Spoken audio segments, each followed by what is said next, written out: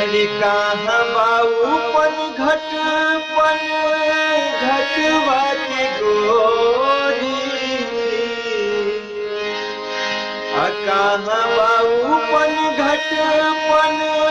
घटवा की गोरी, कहाँ बिया माई जे सुनावत रहे लोरी, कहाँ बिया माई जे सुनावत रहे लोरी, कहाँ बाऊ पन घटवा की गोरी, कहाँ बिया माई जे सुनावत रहे लोरी।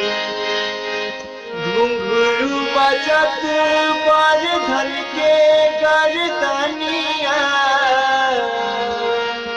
रंग जस काटा के बड़ा की चरनिया, घुंघरू बजत पर धन के गर्दनिया, रंग जस काटा के बड़ा की चरनिया, हो बड़ा की चरनिया।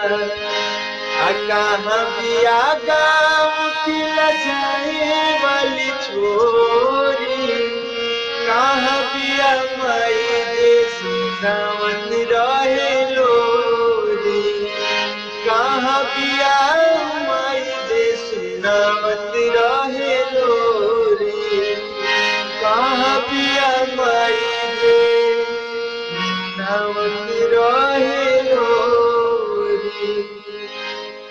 धन्यवाद। अगर आपकी वीडियो और ये गाना आपके अच्छा लगा हो तो प्लीज सब्सक्राइब कर दे, चैनल के शेयर कर दे और अपने छोट भाई के ढेर सारा प्यार दे। और बस इतने, और कुछ ना चाहिए। प्रणाम। मिलते हैं अगले वीडियो में और भी अच्छा ऐसे ही पारंपरिक जो कि हमनी के भोजपुरी आज भुला चुकल बा, वैसे वैसे गीत लेके हम आए अपने चैनल पे। तो हमारे चैनल के ज्यादा से ज्यादा शेयर करी, सब्सक्राइब करी और वीडियो को लाइक करी। धन्यवाद।